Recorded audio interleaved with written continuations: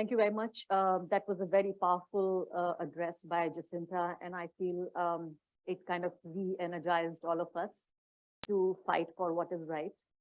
Um, so it's an absolute honor for me to be present here and be able to exchange my thoughts and ideas with all of you. And I was thinking when Jacinta was explaining her life journey and through which she was also trying to tell us the invisible communities in India, which are totally off the map for most of the supposedly mainstream media, as we like to call it. I usually say that they are not mainstream because they invisibilized and effectively have invisibilized in the last 1 decade 85 or 90% of India's population, which is all of Dalits, all of tribals, all of minorities, laborers, farmers, India's poor. And I'm even going to the extent of saying that they have even invisibilized our youth. So a media which does not take into account the issues and subjects of people of more than 85%, 90% of India, they still, get to be called mainstream media. And when Jacinta was talking to us, I was thinking about how she has so effectively and perfectly used social media for this invisible community. But at the same time, I was thinking about 200 million Muslims who have been watching, live lynchings, their demonization, vilification, villainization of themselves and their communities every day on social media. So in the next few minutes, I'm going to talk about how two major communities, marginalized communities, Muslims and farmers, how they use social media, perhaps for their advantage, but at the same time, whenever I think of this whole majoritarian wave and how much of it is we get to see online, may not be, perfect good news for the 200 million Muslims who actually kind of seeing this whole genocide announcements, this whole, genocide journalism, this whole activism, this whole, movement, that majoritarian movement that's going on in India right now, live on their social media feeds. So I think that's for another day. Today, I thought to discuss not my story, but stories of people who I cover every day. And I feel despite the supposed mainstream media invisibilizing major communities, invisibilizing especially the marginalized communities, how in India under Narendra Modi, when the majority of the media is pliant, they have surrendered themselves, they have become literally a propaganda, kind of arm of the current government. We could still have two major mass movements. One was anti-CA NRC movement, which was led by Muslim women, one of the most marginalized communities in India, and how it changed narrative around Muslim women. Another movement that I covered was the movement by farmers against the 3 farm laws. Again, this was not just about their livelihoods; it was also about their lives. So I overheard some of the conversation of the last session, whether journalists should be activists or not. And, I was thinking about Jacinta and I was thinking about all these communities, whether they get to be an Indian, they get to be a human, all these, lines have been blurred long ago. And before I start, we should also remember that India, even in 2022, became it topped the chart. It became the Vishwaguru, the world leader in shutting down internet for the 5th consecutive year.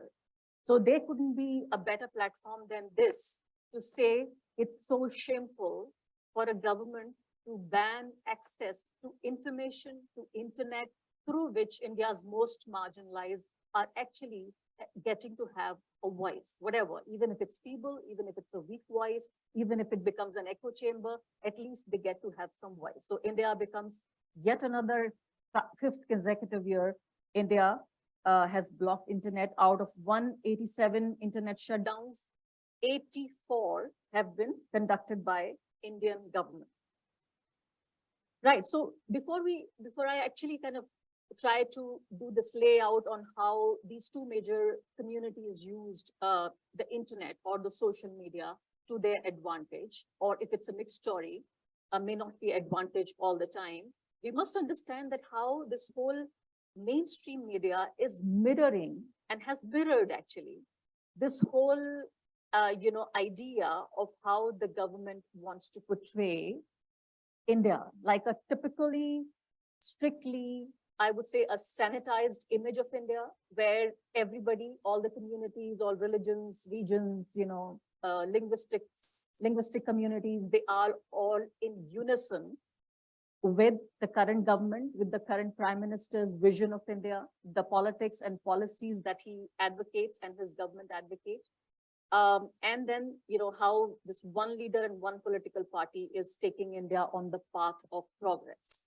This is a very, and even if they stopped until here, this would have still been fine, that they were just trying to kind of, be pliant. But what they did effectively in the last 10 years, and this was impossible. So unless you suppress the voice of the people who deserve a voice, the voice which have a differentiating point of view, a voice of dissent, you cannot actually, without suppressing, you cannot amplify a certain narrative, a narrative that the government of India wants to project.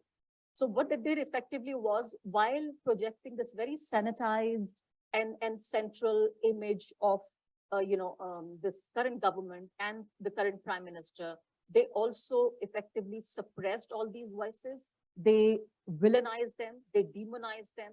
And I feel that, about till about 2020, this was enough for at least the Muslims of India, that they decided to get up, they decided to take control of their own destiny.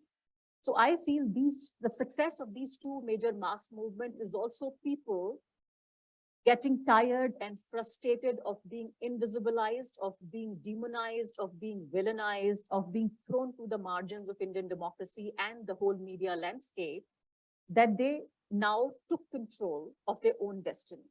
This is how I see they try to use social media to their advantage. So now, first example would be how I saw Shaheen Bagh, as it is popularly known as, or, the protest against CA and NRC. So when I started covering Shaheen Bagh movement, this whole movement started not when women actually formally started protesting. It started when the students at the Jamia Millia Islamia were brutally beaten up by Delhi police.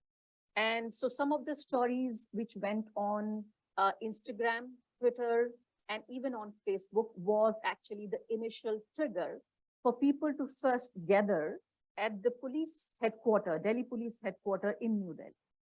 So when a few dozen people, they decided to gather because they were so outraged, they were so angry, they were so hurt, that they decided to gather at, the Delhi police headquarters in New Delhi. And within a few hours of that, the mothers of those children, initially, the mothers of those children who were beaten up, they sat down at Shaheen Bagh, and there were just about a few dozen women. When I went to Shaheen Bagh, I met a family. I met a woman, a middle-aged woman called Yasmin. Yasmin looked like any other, Indian woman who is from an upper middle class family. And she had come with two of her daughters. Both of them were studying in Delhi University. Very smart, English speaking, techno savvy women. So those were not essentially women. I would have thought maybe that they were there for their own rights because they had sufficient documents to prove their nationality, sufficient documents to prove that they were Indians. They told me that they were there to show solidarity with people who may not be able to have documents. They were there to show solidarity with women and men and people in general who will not be able to produce documents. And these three people, Yasmin and two of her daughters, families like this, they became part of the movement. So they would come to Shaheen Bagh every day. They would go back home, would tweet about it. And this was for the first time when Yasmin's daughters, both of them, they decided to have a Twitter account. So one after the other, one family after the other, there were first dozens and then hundreds, and then there were thousands of young and old Muslim women who suddenly arrived on social media. And I feel by the end of the 100 days, this whole movement went on for about 100 days. At the end of the movement, I feel this was the arrival of Muslim women on not just the political, but also the social media scene of India. So this whole thing that how should people be activists? Should journalists be activists? Should doctors be activists? Should comedians be activists, right? This whole line is in a way is kind of defined by the circumstances that we face. And when I think of families like Yasmin, I just used it as an example to tell you that there were people who were there for themselves, but there were people who were there for their neighbors, for their friends, for their helps. Like people like me would go there to show solidarity with people who work for me, like who are my lifeline. I am here right now standing in front of you speaking because there are people who are taking care of my home and my family at home. They are my lifeline. So I will go there, even as a journalist, I would say, I would go there as a citizen of India to show solidarity for my domestic helps, to show solidarity for my driver, to show solidarity for my gardener, to the private security guard who guard my society while I sleep peacefully. So Yasmin's was one of those families which I feel were behind those Twitter storms that you saw. Like before that, they had no idea how they thought maybe Twitter was for politicians. Twitter was for politics. Twitter was for people who were activists. Twitter was for people who had a political opinion. But how circumstances and these utterly majoritarian policies and politics of the current government forced people to come on social media to do activism for their survival, for their existence, for their rights, for their freedom.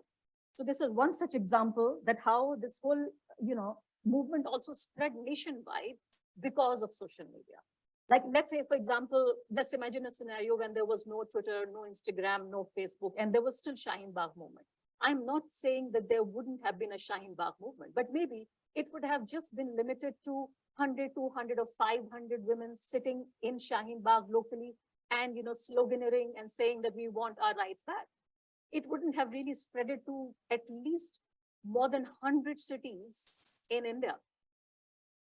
And this became the first movement that, women who were one of the most marginalized section of India, especially in the post-2014 scenario, which challenged Muslim women challenging Narendra Modi when he was at his strongest best or strongest worst. I leave it to you to decide.